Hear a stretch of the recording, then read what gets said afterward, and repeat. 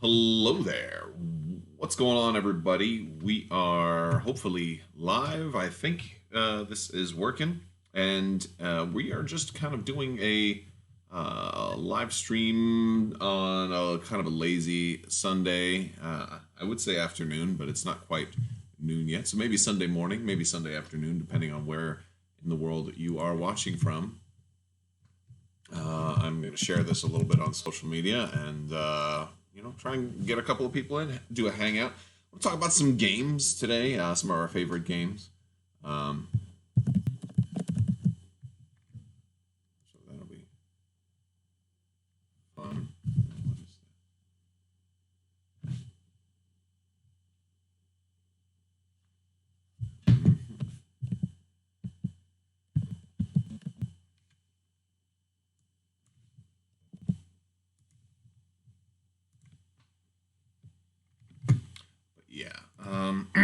We are just gonna hang out and I'll take some questions and kind of the theme today is I want to talk about games because I usually talk about Star Wars games. I have no problem continuing to talk about Star Wars games because hey, I love Star Wars games.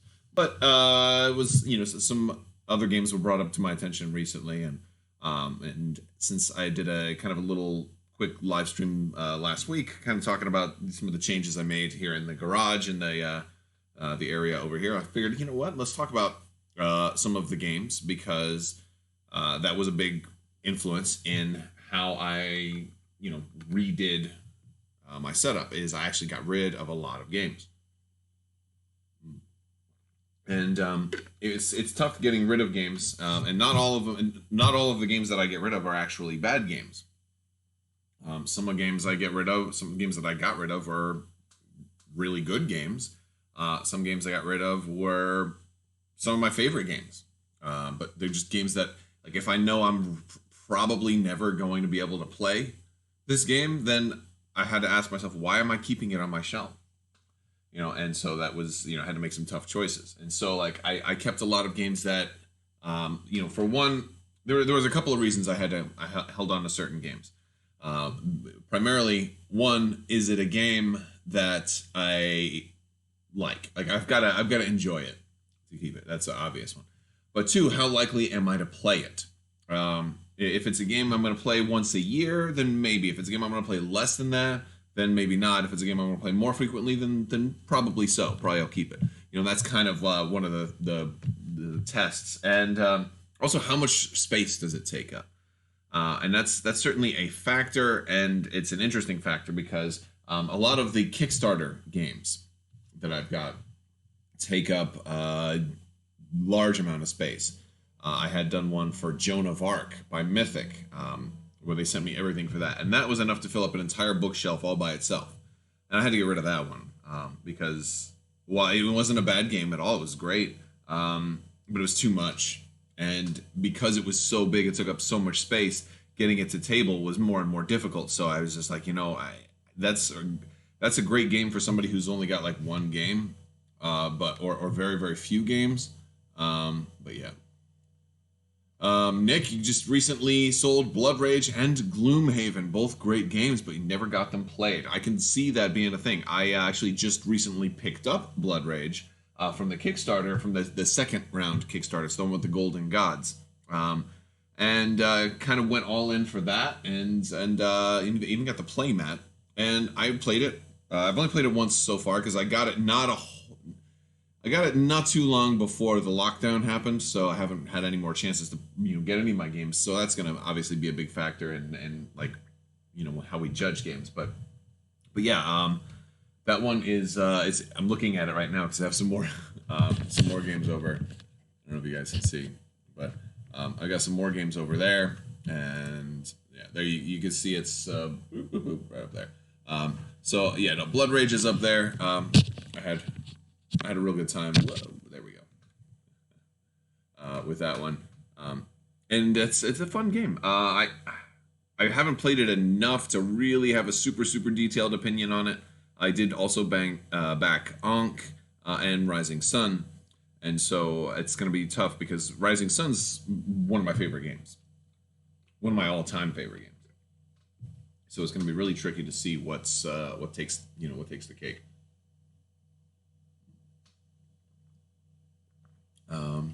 Let's see. And Gloom Haven, I've only played Gloom Haven one time. It was somebody else's copy, but it looks like another one of those games that has the potential to be too much game. And I don't like that. I don't like a game that takes too long to set up. I don't like a game that takes forever to get started. Like, I like a game that I can like just set up and play in a very short time frame. And one of the things that like for example, my Armada stuff. I keep all of my Armada ships like ready to go. So I can just be like, hey, oh, are we playing? Okay, let me grab the 3 ships I need. They're all already put together. They've got the cardboard on them. They have the shield dials and everything installed, ready to go. The squadrons are right below them. Everything's fully set up. So I can set up to play Armada in very short time. The only thing I have to really pull out is my tackle box that's got all my tokens and stuff, and then my my cards. And I mean, heck, for some of the games that I have been doing, for some of the solo AI games, I've actually been printing out my list, so I don't even have to pull out the cards. So it makes setting up like super fast. So that's fun. Let's see. Do you like Ratchet and Clank and Jack and Daxter? I'm not really familiar with those. I think those are video games, but I don't think I've ever played any of them, so can't really comment. But so let's see what. So I'll talk about some of the games I have behind me right now because definitely had to keep the Star Wars games behind me, and some of my favorite games are here behind me. Now I also have, like I talked about, Rising Sun. That one's actually on the bottom shelf because I have the Broken Tokens Deluxe Organizer for Rising Sun, and it's the whole wooden box, and that's down low, and it's very heavy, and so I wanted to keep the heaviest stuff on the bottom.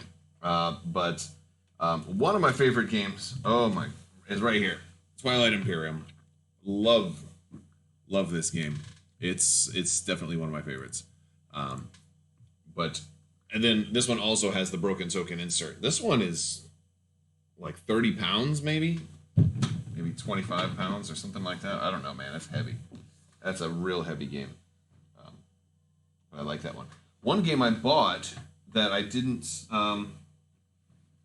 get a chance to play yet was Star Trek Catan. I actually bought this right before. It's still in the plastic wrap, as a matter of fact.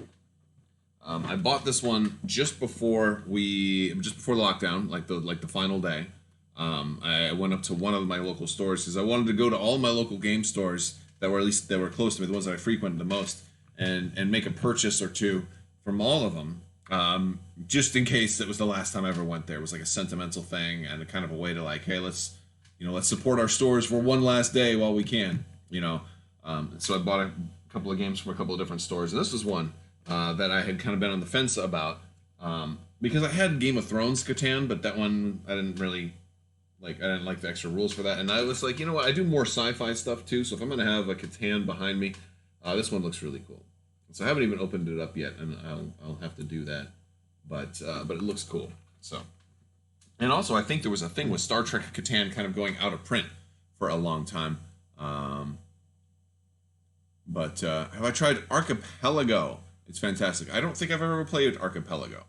But yeah, for semi-cooperative games, I did. I was talking about Nemesis, as a matter of fact. Nemesis it's one of those games that's got the universal fail condition, but it doesn't have a group winner condition. So it's while you do have to cooperate to make sure that everybody doesn't die, you don't cooperate completely because you still want to win.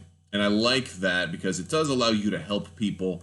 It can be a little bit friendly for new players because cooperative games are usually really good for new players because you're able to help people. If somebody, how many times have you been learning a new game and somebody taught you the rules, and as they're teaching, you get kind of confused and you're like, wait, what? I don't know wait, what's going on? It gets confusing. So then when you're actually in the game, sometimes it starts to help out or whatever. So it starts to make sense. Usually playing through a brand new game, I don't learn the game until after the game is over. And I'm like, oh, and then I want to go back and play it again.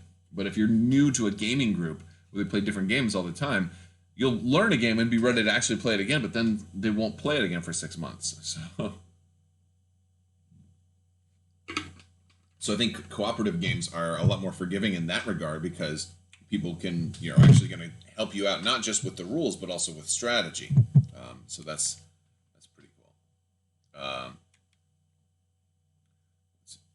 Robinson Crusoe is that's an interesting one. I think I have played Robinson Crusoe.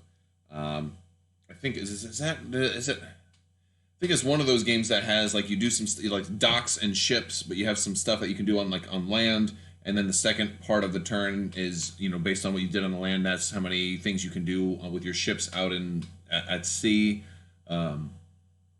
Yeah, like I remember playing that once, and it seemed kind of interesting, very Euro, and it seemed like it was a little bit rules heavy, but still, a decent time. But this one, Big City, this is a fun one. This one was on Kickstarter. And this one is a tile laying game, but you also put city blocks, kind of like Sim City, down on these tiles, and they're really actually. I'm going to show some of them to you because it's fun. It's a little bit of a heavier game. Heavy as fit, like weight, not as rules. The rules are kind of light. Let's see, tiles there. Yeah, but it's got all these city blocks or city buildings, residentials, industrials. You've got small buildings, medium buildings, and then longer buildings, which are like 3 by 3, and so like you're cumulatively building this big large city all together, but everybody scores points as they lay down buildings. Like if you give somebody an opening to lay down a really a triple building, and then they get to score triple points, and so like that much is really fun. So let's see. No, well, the one I played wasn't called Pirate King. I don't think I've ever played a game called Pirate King. So what are some of you guys' other favorite games? Let's see. What's behind me? The Doctor Who game I played recently. That one is interesting. I think it kind of follows a lot of the same, dice pool building mechanics as like Infinity, like Rise of Thanos, and all of those kind of dice rolling games. And those are fine. They're usually not super complicated. They're not super heavy. And at a certain point, you kind of get the team you need, and you can't lose. So at a certain point, it's just like, okay, it's on cruise control. This was one I actually did an unboxing of recently. King of Tokyo Dark Edition. This one was really cool. King of Tokyo is a real light game, real good family-friendly game. And this is, they kind of reskinned it, added a little bit, like they added one new mechanic, so one new kind of rule to it, but it's really pretty. And it's kind of like black and yellow for the theme, and so that's real pretty. And so like I'm big fan of that. Pitch Car, I don't know if you guys saw, I had done a Super Darthio cart where I wanted to combine, like I love combining two different games together and doing like a hybrid. And so I used the Pitch Car track and set up a big track with Legion terrain and had all like Legion vehicles racing around the Pitch Car track like Mario Kart. That one was fun. It was a lot of fun. For lighter games, we've got some lighter games. Sheriff of Nottingham. I don't know if you guys have ever played. It's a little dusty because I haven't played it in a while. Sheriff of Nottingham is like a really fun one. This like I have like a shelf that's kind of the lighter. Like either we have like company over and that aren't really big into board games. If you've got a board game collection, I think it's a really good idea to have some lighter in like gateway games or tutorial games or party games and stuff like that. So Sheriff of Nottingham is really good, and it's basically just a bluffing game, and it's real simple to teach. Dice Forge is a little bit medium. That's a medium. Ticket to Ride is a classic. Always liked Ticket to Ride. And here's a classic, an older game that FFG reprinted a couple years ago. Drakon. I like this one. This is a tile laying game, and it's real simple. You either lay a tile or you move your character from one tile to another, and different things happen depending on the tile that you move on. And it's like super, super simple, but has a little bit of strategy to it, and it's really fun. One of the first games I've got, and it was also one of my first purchases from the Broken Token, was Cards Against Humanity, and I got their case, one of their wooden boxes for Cards Against Humanity. And I'm like, and as much as I loved that game, and like, but now I'm at the point now when somebody brings it to a party, it's like, oh, like I'm so tired of Cards Against Humanity.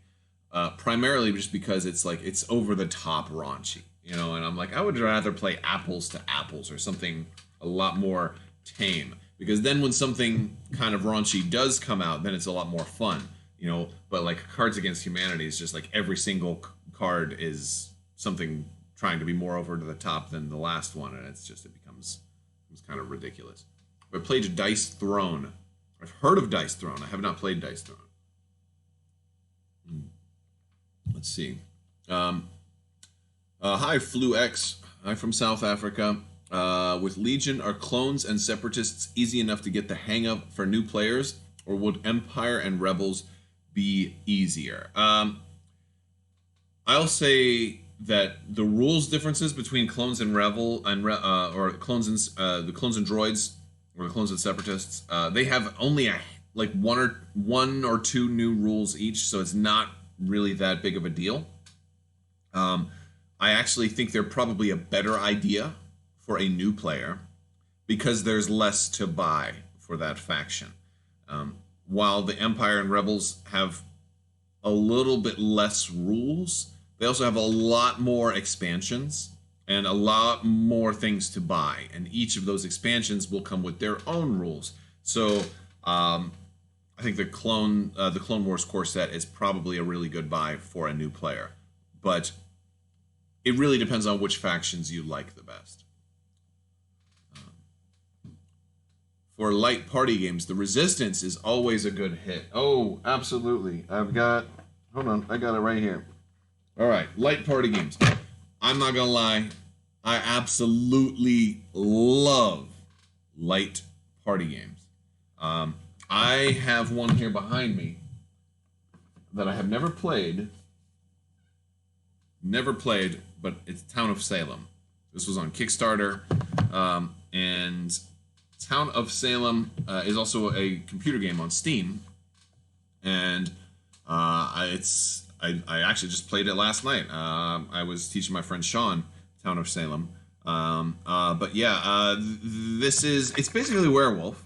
But there was it's more of a Mafia version. Now, they also have werewolves. They had made a Mafia game on StarCraft II Arcade called Mafia.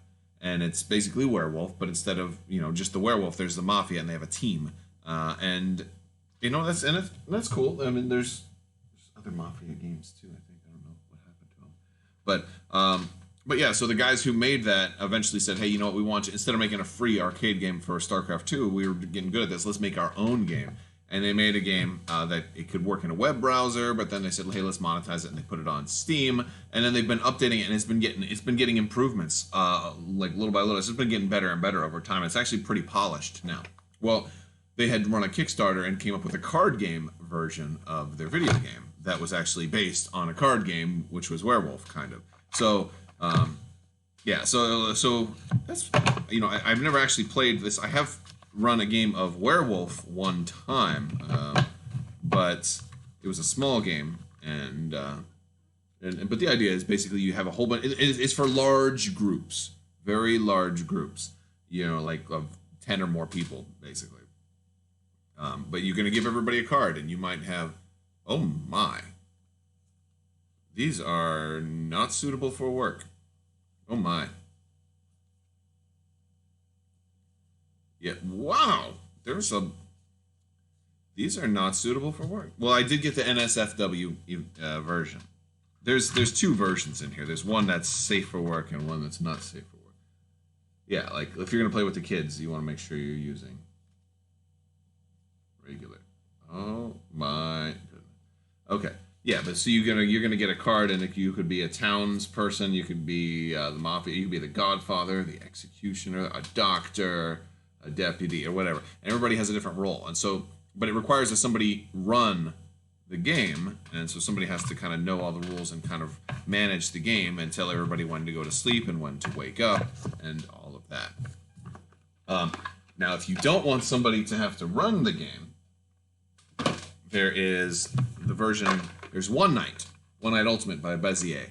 One Night Ultimate Alien is the one that I have, but they have several. They have like One Night Ultimate Werewolf, One Night Ultimate Vampire, and now I think they have One Night Ultimate Superhero. And they're all compatible from what I understand. I've only ever run this one.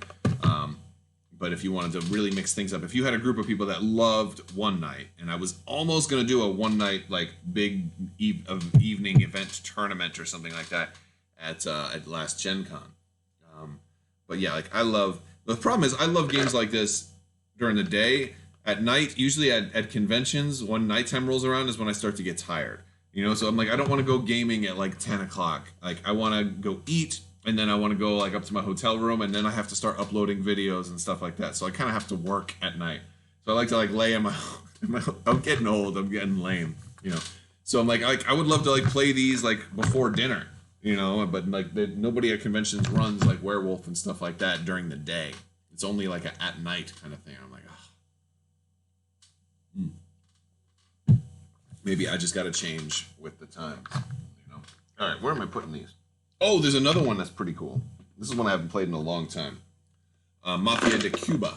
Mafia de Cuba is another like secret role game where you're kind of social deduction and everything like that. But the ooh, is this? I haven't opened this in a while. It's starting. Oh, that's there we go. Because it opens on that side. It's a cigar box, and you open it up and you pass it around, and everybody can take something out, and they can take diamonds, or they can take a roll, or whatever. So you get to choose your role, whether you've stolen diamonds or whether you're loyal to the Godfather. And you can take one of those roles that are loyal to the Godfather. So you start with a set number of diamonds, and by the end, then you know where the Godfather's trying to figure out who stole his diamonds. So Mafia de Cuba is really, really cool. Let's see. Yeah, Werewolf is fun, but it is difficult to get enough people to play. That is for sure. I wonder if that's a social distancing game you could actually play. Like I feel like 6 feet apart would be a little tricky, but you could probably do it kind of close. Like that would actually be a good convention game to play because there's not a lot of handling of mutual pieces. There's cards, but yeah, I don't know. So that's interesting. Do you think the Clone Wars Armada will be delayed, and when do you think it will release? I am not sure. The last update I got from FFG, they don't really tell me much anymore, but it was that it wasn't currently delayed yet. So there's no confirmation of a delay, but I do expect. I mean, this is Fantasy Flight, where everything is delayed, right? Like, we haven't even, here in Orlando, we don't even have the stuff that was announced at last year's Gen Con. So, for Legion. So, like, everything is delayed. Things that were supposed to be Q4 2019 are still not out yet. So, you know, I don't know. Have I ever played Journeys into Middle Earth? I have not played the final game. I had done like I think I was a playtester for that, so I played it in an early form, but I haven't played the final game. No. Let's see. Oh, okay, this is a cute one. So I got this one was from Awaken Realms Light, and this was Bees. This was a really simple rule set, plays really quick, and is actually good for the kids. And so I do keep a lot of like very family-friendly games. I used to be more into deck builders than I am now, but like usually if I'm going to play deck builders, I was a big fan of Legendary. I think I sold a Legendary. That was one that, because if I'm going to play Legendary, I have a friend who's got all of it plus more than I had, so I can, you know, just play with that same person. But Star Realms, maybe one of the best deck builders of all time. Star Realms is amazing. I only have the core game. I don't have any expansions for Star Realms. But it's usually when I'm going to play something like that, it's like, hey, you know what? We've got 20 minutes. You want to play something quick? Okay, let's play Star Realms. And I think if you add more and more stuff to a game like that, it turns into like a much more of a bigger deal. And so I'm like, I'd rather just play the quick version of Star Realms usually. So there's that. Was it easier than Tainted Grail? Which game were we talking about? Journeys into... Tainted Grail was an interesting one. I never actually backed Tainted Grail all the way. I backed Tainted Grail for the digital version, and I didn't like the way the digital version was when they sent out like the beta. Come check out Tainted Grail on Steam, and I was like, like nothing worked. Like I couldn't, you know, my mouse didn't do, like I could only click on one thing, and I was just like, this doesn't even feel right. So I never even went back to it. So I don't know how the final version of Tainted Grail ended up coming out. It was interesting. But at the same time, I look at a game like that and I think I'm only ever going to play through this game once. Like, I understand that there's replayability, but after I replay through it, like, or after if I complete the game, I don't see myself really sitting down. And the problem is with games like that, if you games that require like a lot of play and a long time to play in like a campaign type situation, that's hard because I don't have a dedicated game room. Like, I have a really nice gaming table. But it's also our dining room table, so I can't leave a game set up for a month, you know, and so that's what I would want to do for something like that. So I can't really do any, you know, those campaign big games. I want a game that we're going to sit down and we're going to play it, and then when we're done, you know. Generally, that's what I prefer. Have I played Magic Maze? No, I don't know. I don't know Magic Maze. What is kind of like a Magic Maze.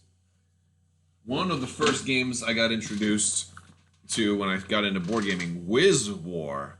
This one is, it's super cool. I want to play it again, but the problem I run into Wiz War, the longer it's been since I've played it, because it was a little bit, if I remember correctly, it had a lot of, it wasn't super rules heavy to learn the basics of the game. But it became rules heavy when you looked at a lot of interactions of how this spell interacts with this particular type of thing that you summoned, and I just forget all of the rules of it, and so like I can't bust it out and teach people how to play it because I don't remember it well enough to teach. So Wiz War is like a tough one for me because like I really want to play it some more, but I don't remember the rules, and I don't know a whole lot of other people that actively want to play it. So if I'm going to get it at a table, I have to be the person kind of campaigning. Let's play Wiz War, and they're like, and then generally when that happens, people are going to be like, all right, fine, well you teach, you know. So like I'm kind of saving it for that moment where somebody's like, hey, I love Wiz War. I'm like, good, can you teach it? Because I forget, you know. Yeah, so there's that. I've still got all the zombie side stuff except for Invader. And Zombicide 2nd edition is coming. I'm not going to paint that when that comes. Because Zombicide 2nd edition is going to have a lot more stuff, and I'm just going to be tired of painting. I have, back in this corner over here, I've got all of my original Zombicide stuff. And I threw out a lot of the boxes because I consolidated to save room. But I painted 100% of that game. Painted all of it. And it took me forever. And I was almost going to get rid of that, but I think it's going to be compatible with Zombicide 2nd edition, so we'll see. I'll see. Zombicide's one of those games like I love, but it takes so long to get set up, and I'm like, it's just harder to actually really play.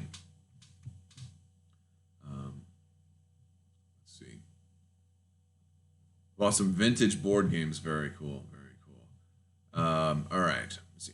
Oh, I'm scrolling up. I missed Quacks of Wittenberg is good for non-gamers. Yes, I have played Quacks, and it is. I like the push your luck mechanic in Quacks.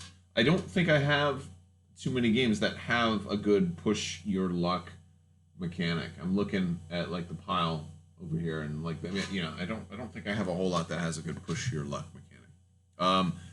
Ivan asks, do you know Seafall? I have seen Seafall. I've never played Seafall. So I really don't know much about Seafall. Let's see. How am I... I missed this one from Old Owls. How are you taking care of Armada withdrawal? it's becoming the new norm. Like I want to play, man. I want to play Armada, Legion. I feel like I can play X-Wing at least because I've been using Fly Casual. But I am kind of ready for Fly Casual to have some online multiplayer support. But at least that's kind of given me my X-Wing fix. But for Armada and Legion, I mean, I've got the solo systems, and so I've done a little bit of that. But I need to do more. It's tough. Have you played Eldritch Horror? Only once. I know we got the rules wrong. Wait, no. I'm not Eldritch Horror, because that's a board game. I think I played Arkham, this LCG version. Did not like it. I'm not a big Cthulhu fan, so the game's kind of set in that mindset and that kind of timeline. I'm not a big fan of. I mean, I'm not against them. I just don't have anything drawing me into that, you know. But yeah, so I haven't played any of the other of those games. Yeah, what WizWar does have complete mayhem at some points, definitely. Let's see. What is my favorite Imperial list for Legion? I had a lot of success with running basically a gun line, a pretty standard Imperial gun line with Krennic and Death Troopers and Shore Troopers and mortars and stuff, but I think my favorite Imperial to run is Vader, probably Commander Vader, with some of the new cards. I really enjoy that. At the same time, there's a big part of me that wants to be different and not use Shore Troopers, and I'd rather use regular Stormtroopers. But that's harder to do. But with the new Stormtrooper pack, you've got some different options, so it makes it a little more viable. But I really like the ATST. Also, I wish the ATST would be in more of my games. And maybe I can make that happen. I'll tell you this: I've never run Bosk. I think everybody runs Bosk. I don't want to run Bosk, and I don't think I've ever run Boba Fett outside of like the very first time I got them and trying them out once.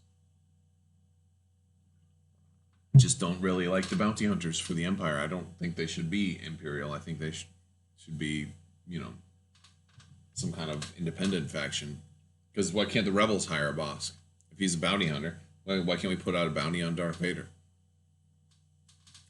Have you tried Star Wars-based Risk on Return of the Jedi? Seems to be the only one Hasbro game that you've enjoyed in a while. Yeah, I've played the Star Wars Risk by Hasbro, and it's not bad. I don't understand why they call it Risk. That's what I don't understand, because it's absolutely nothing at all like Risk.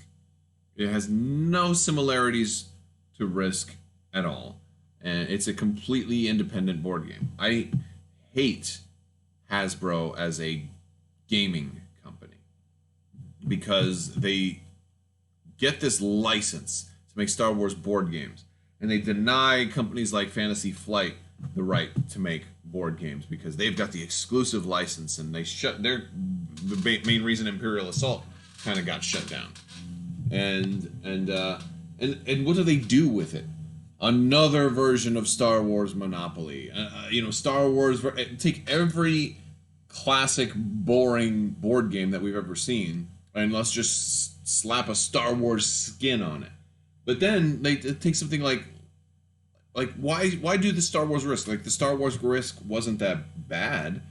I wasn't a big fan of it because I would rather play Rebellion. Because it kind of reminded me of like Rebellion Light from a certain point of view, like a very lighter version of Rebellion. But it's like Hasbro doesn't innovate with their board games. They just keep doing the same thing over and over and over and over again. Like, hey, let's get every license we can and make 100 million versions of Monopoly. I'm so sick of, the license being wasted on stuff like that, when other companies could make amazing games with it.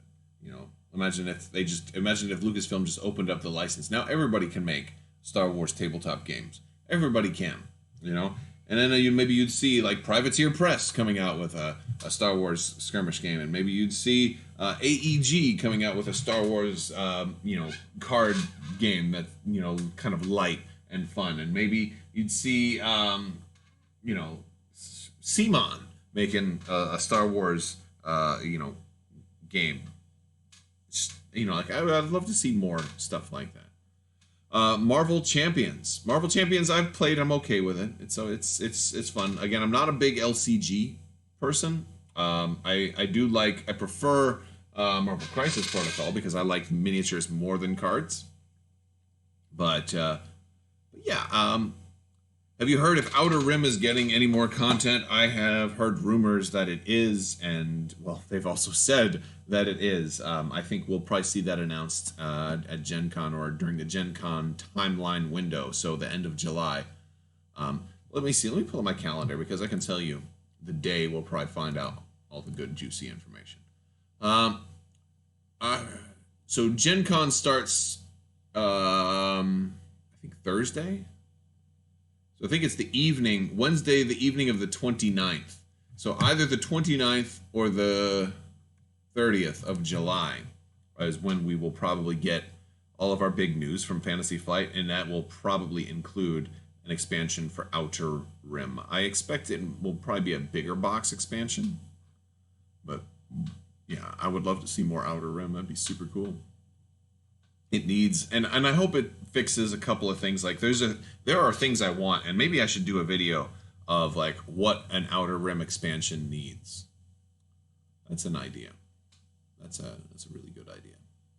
All right, guys. Well, I'm gonna go ahead and wrap things up and go get something to eat, and I will talk to you guys later. But I just want to kind of hang out and talk with you guys a little bit, and thank you for chatting with me. And I'll try to do these a little bit more, here and there. Especially when I have something interesting to talk about. But yeah, I think the live streams are a fun way to kind of go back and forth and talk with you guys. And I will talk to you guys later. I want to thank you so much for watching and have a great day. Have a double critical